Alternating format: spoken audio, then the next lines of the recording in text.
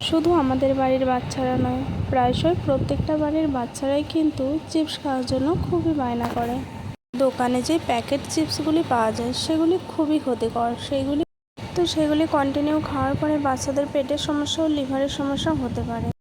তো দোকানে সেই সব প্যাকেট চিপস বাদ দিয়ে বাড়িতেই বানানো যাক খুব সুস্বাদু পটেটো চিপস। তো হ্যালো ফ্রেন্ডস, আসসালামু আলাইকুম। আমি আজমিরা। আপনারা সবাই কেমন আছেন? আশা করছি ভালো আছেন। ইনশাআল্লাহ আমিও খুব ভালো আছি।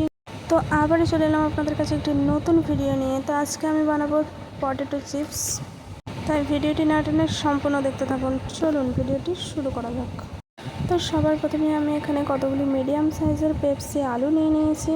আর নিয়ে নিয়েছি আলুটিকে চিপসের সাইজে কাটার যে মেশিন পাওয়া যায় সেটি। এরপর আলু থেকে খোসাটি বাদ দিয়ে চিপস কাটার মেশিনে খুব সুন্দরভাবে কেটে নেব।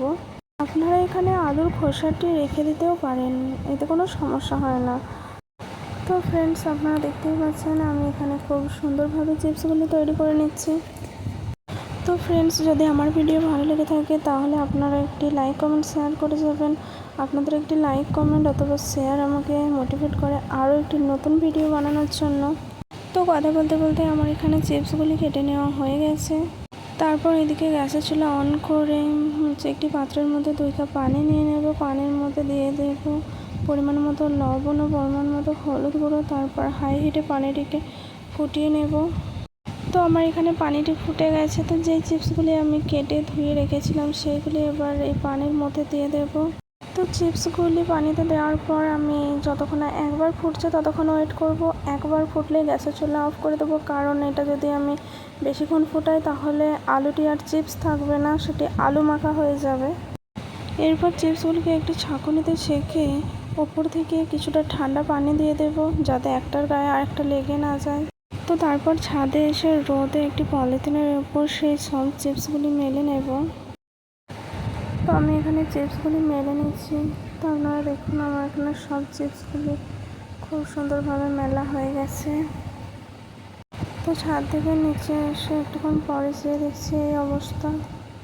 তো তারপরে 2 থেকে 3 ঘন্টা পর আমি দেখছি এইরকম অবস্থা হয়ে গেছে, খুব সুন্দর হয়ে গেছে। আমার চিপস একদম রেডি হয়ে গেছে। তো এরপর চিপসগুলি একদম ভেজে নেওয়ার পালা। তো তাহলে আমার চিপস খাওয়ার জন্য প্রস্তুত হয়ে যাবে। তো এরপরে আমি একটি পাত্রের মধ্যে আমার চিপসগুলি তুলে নেব। তো এই চিপসগুলি বানিয়ে আমার এতটাই ভালো লাগছে যে আমি বারবার চিপসগুলি হাতে করে তুলে তুলে দেখছি কত সুন্দর হয়েছে। তো এবার আমি চলে আসবো গ্যাসের চুলায়। তো গ্যাসের চুলা অন করে একটি কড়াই নিয়ে নেব। তার মধ্যে দিয়ে দেবো সাদা তেল। তো তারপরে চিপসগুলি দিয়ে দেবো। খুব সুন্দরভাবে ভাজা হয়ে যাচ্ছে। তো চিপসগুলি বেশি খড়া খড়া করে ভাজবো না, হালকা আছে হালকাভাবে ভেজে নেব। তো আমার ভেজে নেওয়া হয়ে গেল। এরপরে আবারও দিয়ে দিলাম কড়াইয়ের মধ্যে চিপস। তো উল্টে পাল্টে এটাও হালকাভাবে ভেজে নেব। তো এগুলি হালকাভাবে ভেজে তুলে নেব। রান্নাঘরটি অন্ধকার বলে মনে হচ্ছে যেন একটু লালচে টাইপের, কিন্তু না, খুব সুন্দর কালার হবে। তো আপনারা দেখতে পাচ্ছেন কালারটি কত সুন্দর হয়েছে। এরপর হালকাভাবে বিট লবণ ও চাট মশলা মাখিয়ে বেবির হাতে দেব। আর বেবি তো খুব খুশি হয়ে যাবে, আর বেবি খুশি হলেই তো আমিও খুশি। দেখা হবে আবার কোনো পরবর্তী ভিডিও নিয়ে। আল্লাহ হাফেজ।